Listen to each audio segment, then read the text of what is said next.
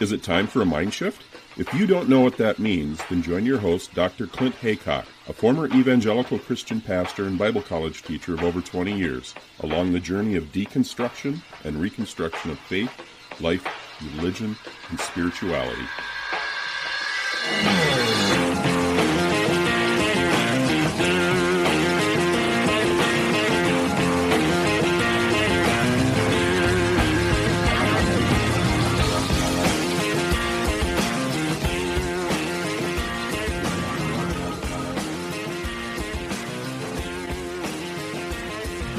Hello everyone, welcome to this special crossover episode featuring an interview with Rachel Bernstein of the IndoctriNation podcast.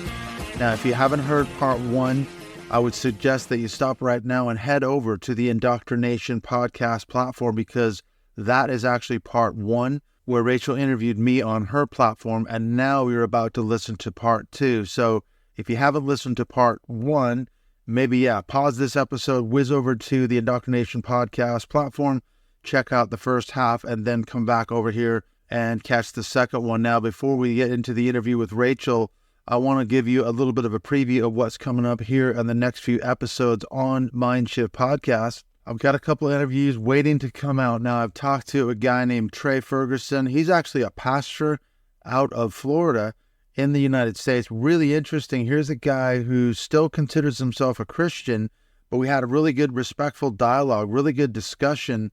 And so that's coming out soon. Then I had another chat with another guy, another ex-pastor out of Texas named Jonathan Davis.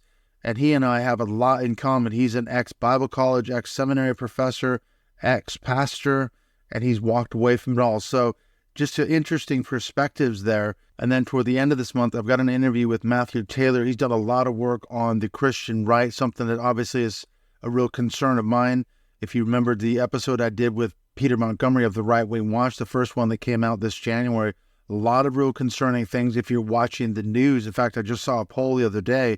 Donald Trump is leading white evangelical voters in the United States by a big margin over the other Republican presidential candidates. So nothing really has changed in terms of the white evangelical support for Donald Trump. So anyone following the news should be absolutely concerned about these developments. And then finally, I'm working on lining up an interview with Ren Story.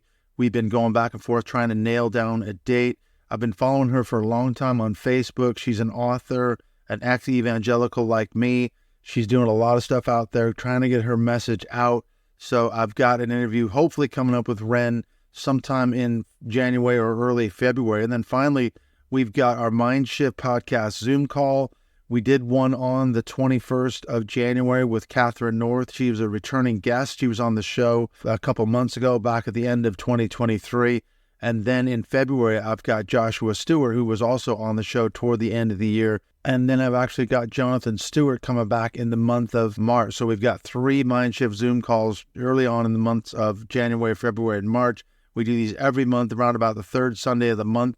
And these are exclusive closed calls for the Patreon supporters of the show. And in fact, speaking of Patreon supporters, I wanted to give a thank you to Mia Hamm, who became the latest Patreon supporter of the show. So a big thank you to Mia. Now, if you want to become a Patreon supporter of the show, the links, as always, are in the show notes. You can go on the Patreon page and find out what level of support you want to give, and then go from there. All right, let's get on into the crossover episode part 2. My interview with Rachel Bernstein of the IndoctriNation podcast.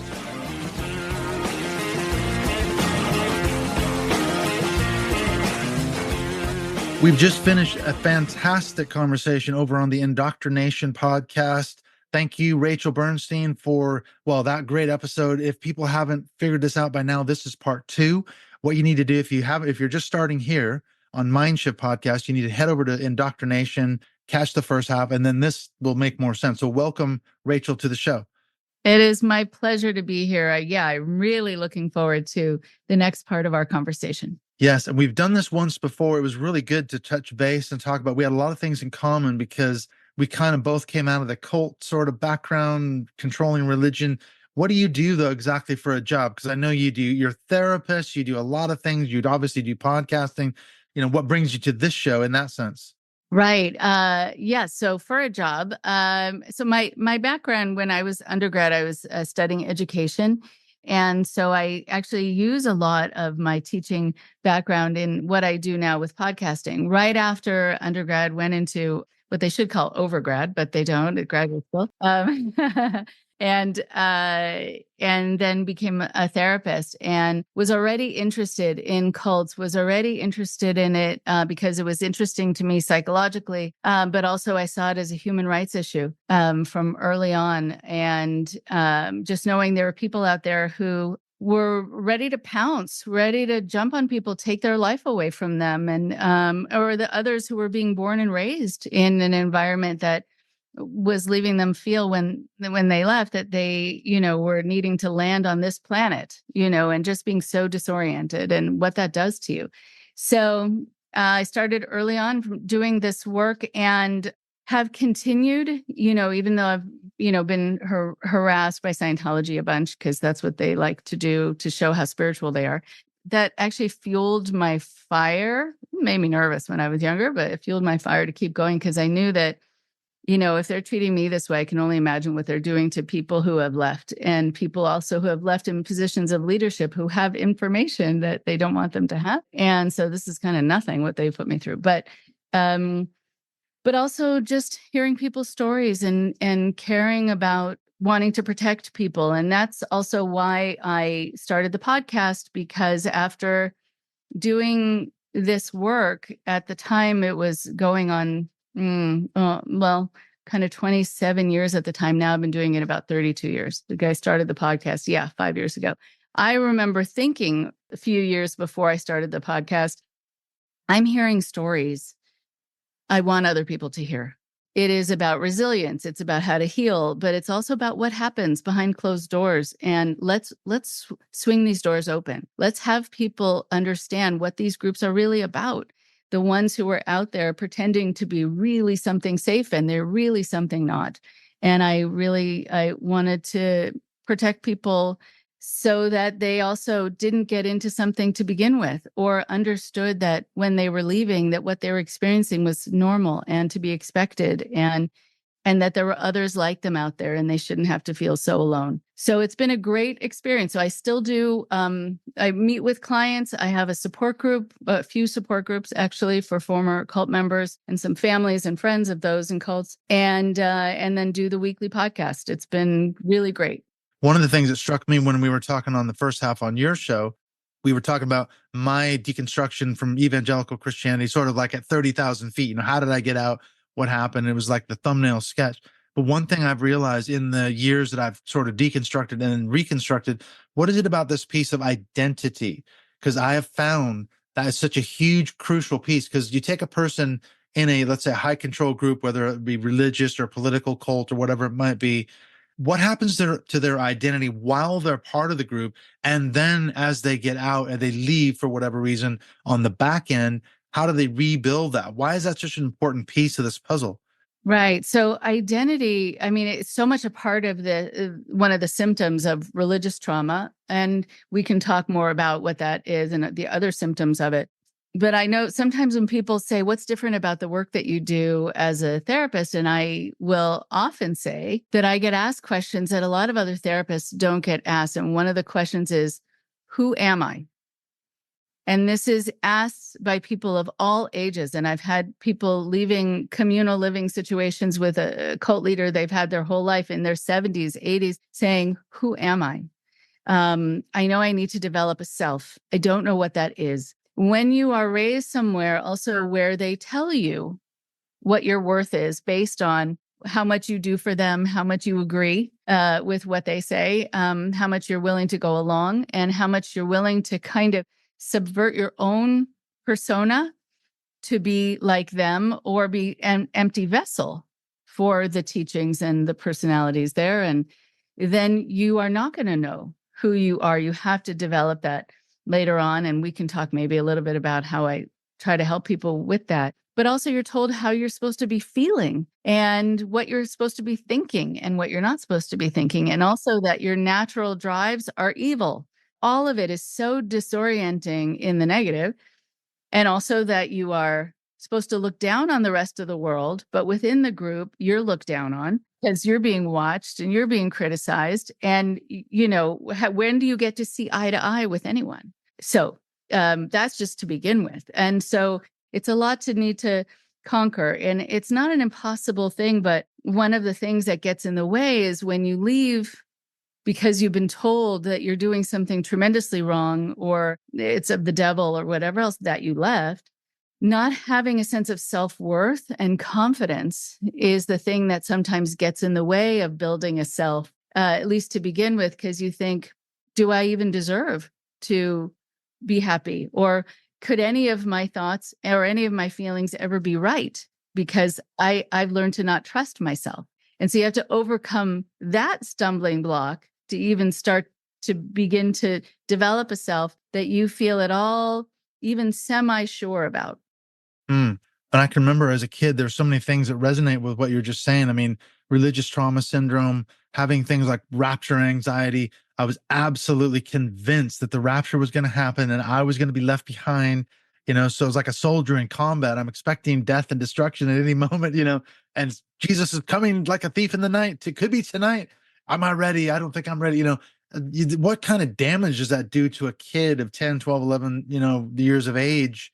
That's so damaging on just so many levels, isn't it? How can you sort of reconstruct after that years and years of that sort of context, that trauma, and we're just filled with anxiety. And even now, I'm in my late 50s now, and I still have I can start to feel the anxiety gripping me, not about the rapture, but just when I get in situations that are stressful. And I think, and how much of that goes back to those kind of scenarios when I was a kid growing up in that fundamentalist church. Right. So, when you were saying it impacts you on so many levels, so it does. It impacts you emotionally, it impacts you physiologically. Because if you are in a panic state, then you are releasing adrenaline a lot of the time, which is exhausting. And you get used to slipping into that way too easily, too. Just the tiniest thought can send you right into a panic state because you're so used to being there. I think also feeling like you're not sure that you're going to have any future at all, then you don't plan for one. And so you don't really even know how to take the steps to make something of yourself in your life. I mean, forget about the women who just already have it dictated for them that they're going to be wives and mothers, and that's it a lot of the time, right? Homemakers or stay-at-home daughters, whatever it is. And then for the men, how do you know sort of even how to build on the steps that you need to take to have a career, to get an education, if you don't know if you're going to be here from one day to the next, or even if the world is going to be here from one day to the next? That's true. Yeah. Jesus is coming soon. He's going to burn it all down, create a whole new heaven and earth. What do we need to worry about? A lot of Christians don't care about the environment because, God's going to burn it all up. Why should we care? We mentioned when we were talking on your show, we were talking about the whole Doug Wilson thing out of Moscow, Idaho, the Christian patriarchy movement, the manosphere, the beard bros, and all these guys. And this has been a message that probably resonated in the last 15 or 20, maybe 30 years, that this Christian muscular, masculine sort of thing going on. Guys like Mark Driscoll, Mars Hill in Seattle, and John Piper and other people, Doug Wilson. But what does it do to a woman? I mean, you must have clients that come out of those kind of controlling environments where it's super patriarchal in terms of their identity, their own development. How does it affect a woman in that sort of situation? What it does to a woman when, yet again, the needs of the men are being addressed over and over and over again, because somehow they're being having their rights and their power taken away. And the women are like, we didn't ever notice that because life didn't change for us. Right. Yeah. So when was that movement, but now they're feeling really threatened by this thing that we never noticed because everything was the same for us and we were still second-class citizens. But now they're wanting to even be stronger and feel more empowered. What does that mean for us? Typically, that means more control, more abuse, and more things that are going to happen that are going to limit our lives while men's lives get bigger, more robust, and more powerful. And that there's more permission given then for mistreatment of the woman because it's a way that a man shows he's a man. And that is very frightening because that's often the equation. And so women get actually frightened when they see these movements because they know life is going to go from hard to being harder. And so a lot of women will say to me that they grew up being made to feel like they cannot be trusted, that they are harlots, that they are sirens, that they are these figures that are going to tempt men. And that's true in kind of orthodoxy with, many different religions and, to a great degree, even though within Orthodox Judaism, the woman is revered in a lot of ways. She is the one who is, helping with bringing future generations forward and carrying on the tradition. But still, she has to pray silently while a man can pray out loud because, she can't distract and she needs to cover her hair. The whole thing where a lot of people who are not religious say, well, how come the boys and the men are just not told to have self-control? So the women don't have to modify what they're doing all the time. That message seems to get lost because that might feel too difficult because men are men and boys will be boys and all those adages that really don't apply and are giving people a pass. But I think women also have a sense that their bodies are things that are kind of in danger and are going to cause them danger. And that a lot of women too will talk about how they were made to feel like that they had the issues around sexuality brought up by men and also by women, by older women or by their mothers or fathers, way more often than it was ever on their minds. Sometimes now when people have left, they're thinking, why was sex on everyone's mind all the time? They said it was on my mind, right? And I needed to be careful and I needed to not dress this way. And I'm thinking, no, I wasn't even, I was thinking it's hot. That's why I want to wear shorts. I'm not thinking about sex. I'm 12. But why is it on everyone else's mind all the time? And so there was like this overly sexualized concentration of thought and focus that made, I think the girls and the women feel very uncomfortable a lot of the time, needlessly so. And the whole purity culture, all of that, which is really totally unnecessary. Yeah, that's the context I was raised in. We talked about on your show, I was raised by my parents who subscribed to Bill Gothard. If anyone's seen that Shiny Happy People, I wasn't as bad in the sense we weren't homeschooled like the Duggars were and other families in that. There's the ATI, the Advanced Training Institute that Gothard had. But that's the purity, modesty culture was a huge component of Gothard's teaching. And you see that in the Duggars. These girls wearing these, ankle length dresses and had their hair a certain way and it felt very culty, real FLDS sort of vibes coming out of there, And that's the same dynamic though. Like I say, it's not just relegated to fundamentalist Christianity. You see it in Mormonism, you see it in fundamentalist Islam, Judaism. It's a thing in these sort of controlling fundamentalist iterations of religion, isn't it? Mm-hmm. Yeah, absolutely right. Yeah, there are people who have connected with each other who were raised in these environments who said they're the only ones who had to wear what they called prairie dresses. And some of them went to public school and were ostracized, were made fun of. I mean, it was a terribly difficult time, especially, if you're young or if a teenager, you don't want to be standing out in that way. And you don't even quite know why you have to look this way and dress this way and why that means that somehow you're going to be safer or that God is going to be happier with you. A lot of those messages just don't make sense when you bring them down to those kinds of equations. Yeah. And as you say, the women and girls end up being the victims 9 times out of 10 because for a lot of reasons, they know that they'll be blamed for quote unquote leading the man astray. I mean, look at just the Southern Baptist Convention. We had that report that came out a few years ago, over 700 documented cases of clergy abuse in Southern Baptist Convention churches. What have they done with that in the last couple of years? They've doubled down, they've denied, they voted in more stringent, sort of dogmas about keeping it the way it is. We're not going to change. We don't see any problem here, rather than opening up and saying, okay, guys, we have a serious systemic problem in our churches nationwide, potentially worldwide. Nope.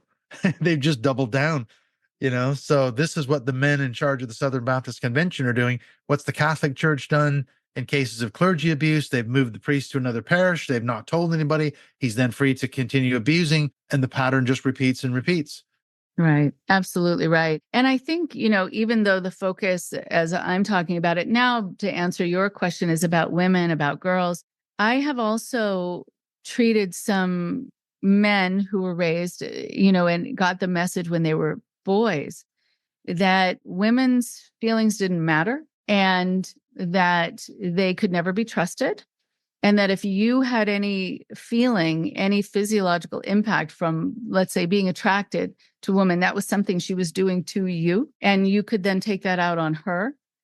And it was that, that some of them dealt with then having abuse charges laid on them when they came out into the world outside, because they had no idea what the social norms are, what the legal statutes are, that, what is okay and what's not okay. And they had to develop this sense that women are human too, in the same way that they are. And that was just unknown to them. So, it's really, you're not doing any favors to either gender or any gender. It really warps your view of sexuality on, like you say, so many levels, doesn't it? Because I can see as a kid, it definitely did mine. Because ironically, pornography was one of the big things. It's still, Mike Johnson just said when he became the Speaker of the House, he confessed that he had this covenant software, him and his son. That's a thing in evangelicalism. Pornography is such a taboo thing. You can't, pastors have gotten sacked, they've gotten fired for admitting that they've, looked at pornography and all that. And as a kid, I can remember wrestling with it. But, this normal sexual urges are now interpreted as a thought crime against God. And you look at a woman lustfully, it's just as much as you've had sex with her. That's what Jesus taught in the gospel, So, man, it messes up your view of women's sexuality. So, yeah, it can be a very destructive thing, can it? Yes. And, the message also that comes across is that if you access pornography, then you're doing something sinful. But if you molest someone, you might just get moved to another church. That's Right. confusing, to say the least. Not seriously messed up. Right. So people who were raised in some of these churches will say that they were molested by the pastor, by the choir director, by the camp counselor, by the teacher who had a history of it, who was just brought to that campus. For what reason? I don't know why they thought that would be a good idea, but that they could get in a huge amount of trouble, or their sisters would, let's say, if their skirt was 1 inch too short. So, nothing makes sense. Nothing is equal. That's crazy. And then on the flip side, like we mentioned, the Southern Baptist, we talked a little bit about Doug Wilson on your show. He's another one. He's got a history of protecting abusers, known abusers of girls in his school and people in his church. So that's another dark side of this whole thing, that not only will the woman be blamed, and perhaps the parents as well, but then the abuser will be left to continue abusing and defended by those in charge. He's a good. Well, look at right now. This is a breaking story. It may be ended by the time this podcast dropped, but Mike Bickle, IHOP Kansas City, the big, massive mega prayer church in Kansas City, he's being credibly accused of grooming and basically molesting multiple women. He's denied the whole thing, and the typical story, so that's another one, another high-profile evangelical who's being defended, and his church refuses to look into it. They're like, you cannot question a man of God. Look at what he's done for us, and look how much he's done for the kingdom. This happened to Ravi Zacharias, and so many. There's a laundry list of people, isn't there, that have been protected and then been free to continue abusing. Right. And there's we're going to pile on. And another thing, just keep adding more. Right. And it's a sad thing that there's just more and more and more to add here. But it is true for the people who have gone through forced conversion therapy and exorcisms because of the way they were born. And that for some of the people I've talked to, some of the people who were doing the forced conversion therapy to ungay the gay, pray the gay away. Pray the gay away. I like that. Make them straight. Right, exactly. And forget about being trans. I mean, just, it must be just a miserable thing.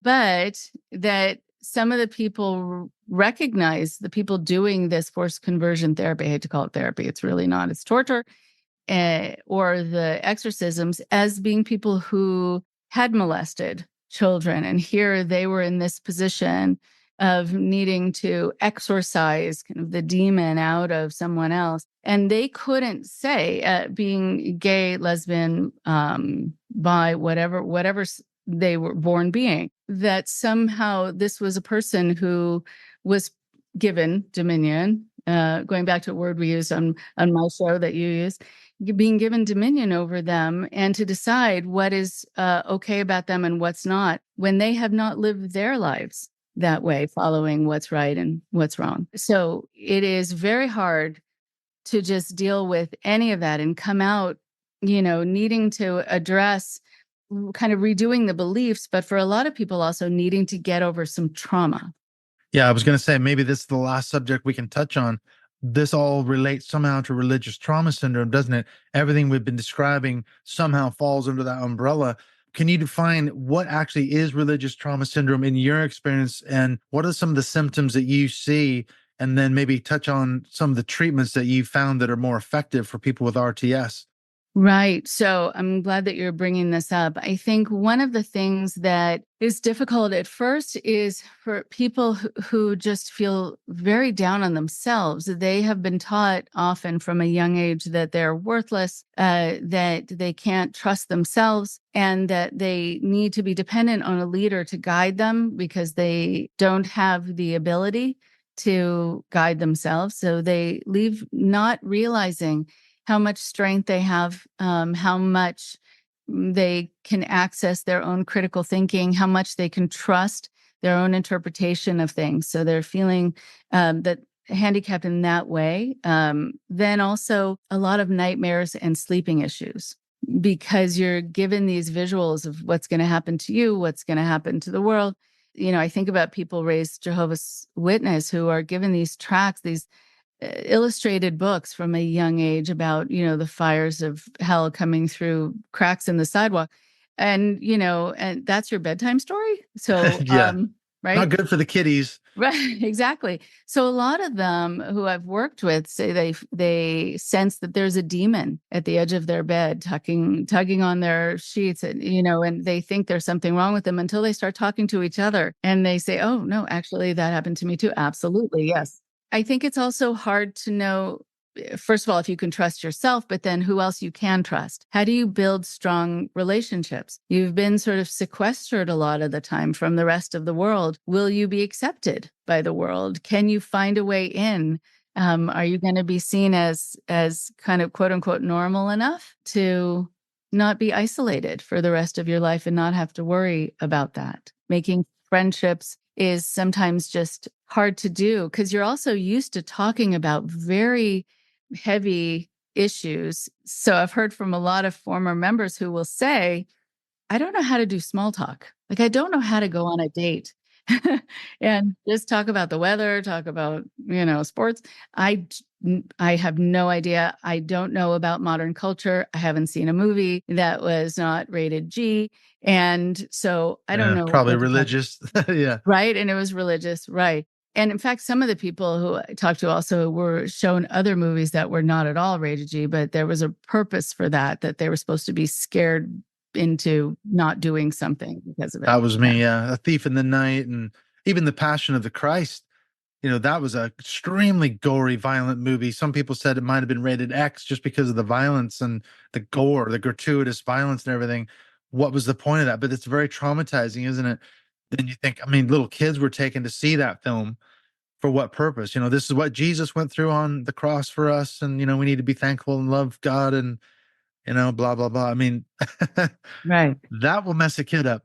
Yes, it will. And that's just another example of how so many things happen to children in these groups that are not developmentally appropriate for them at their ages, where they really are exposed to things beyond what is okay and ideas beyond what is okay for that age, for that level of maturity and ability to handle the information. So there's a lot of post-trauma that people are dealing with too when they come out of this. And then I think also another major issue is decision-making skills. So how do you make a decision and stick with it and feel like it's okay and it's not going to be punishable in some spiritual way? And, that's a very difficult thing, just to be decisive in any way.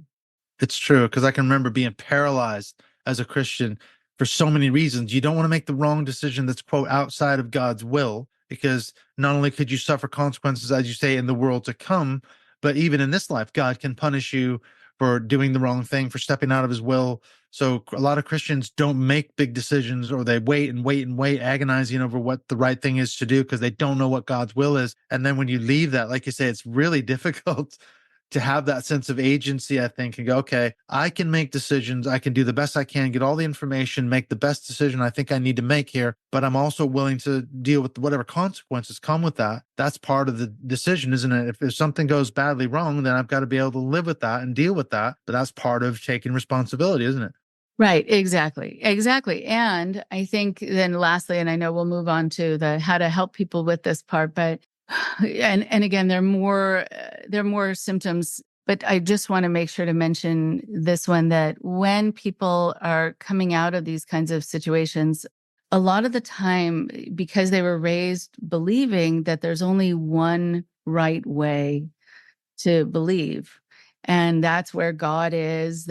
God was at my church, not anyone else's. There is really this nervousness about getting involved in anything else, any other church, even other religion, thinking, well, it's false. I mean, I don't have any other choices. And that there isn't a choice also for a lot of people to be agnostic or to be atheist. I remember telling someone that I was agnostic, and they said, well, then how do you know not to murder people? Wow, that was a leap. But let's go straight there. Okay. Because it's horrible and illegal, but also I would never do that because it's immoral. It's a lot of other things.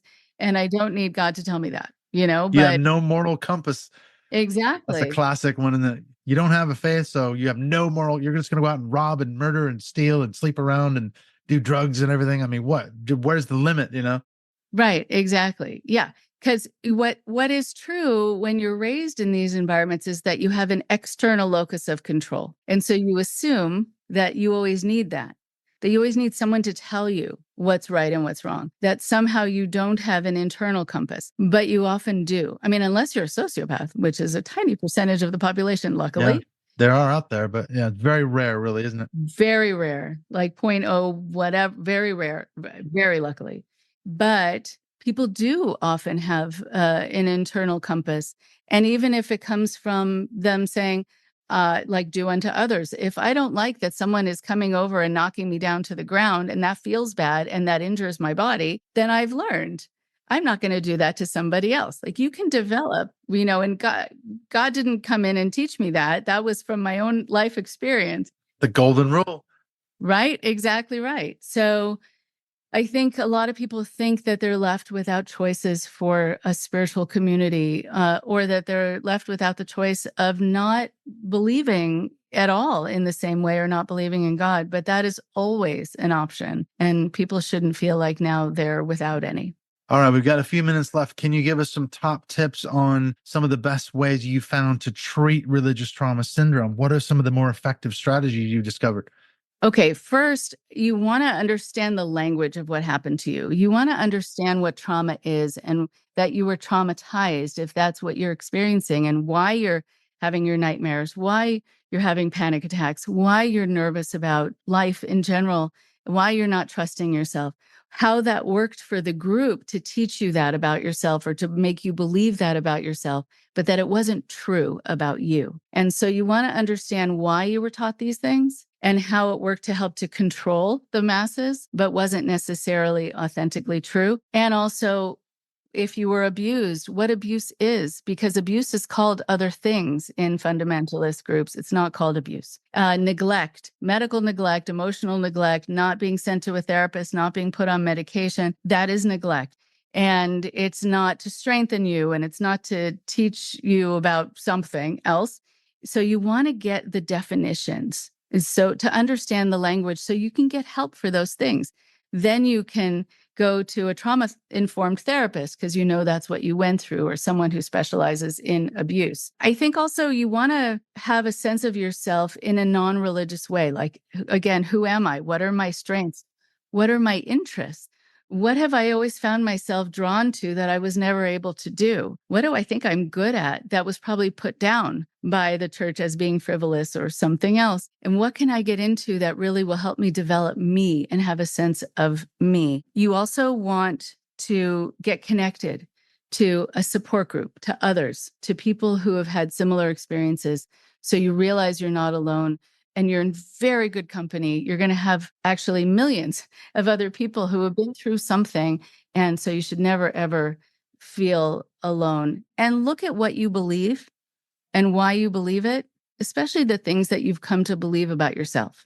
And be willing to redo them if they really don't fit anymore, especially if they are defamatory, especially if they make you feel small, especially if they make you feel bad, or if they hinder you and your confidence building in any way. So I think those are good places to start. Good start. Yeah, some great resources. And I mean, I think you're right. One of the most helpful resources I found was just going online.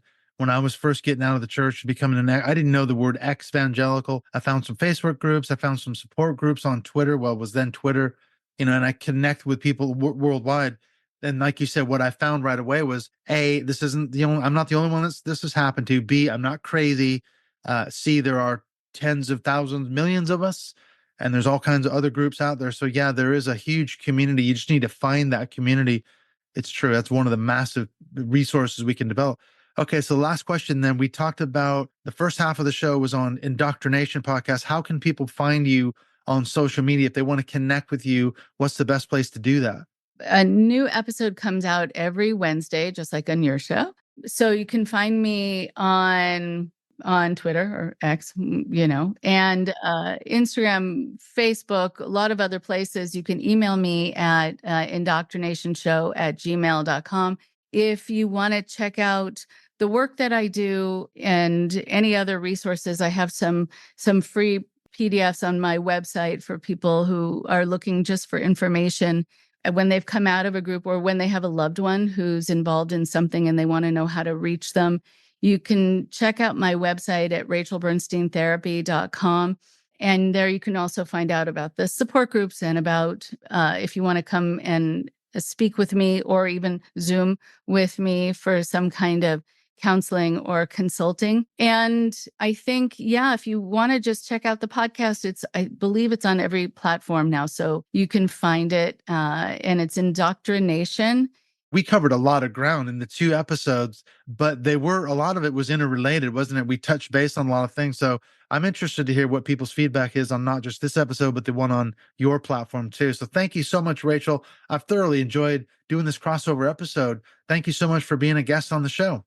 Thank you so much. Thanks for inviting me. And thanks for all of your good work and all the research you've done and your books and just all that you're putting out for the public. It's really exciting and really, really necessary. It's a lot of work, but yeah, I'm pouring my heart and soul into it like you do too. So we will do this again. I'm sure we'll touch base again. Let's maybe not make it another 2 years, but we'll do it again. Thank you so much, Rachel. My pleasure. Thank you.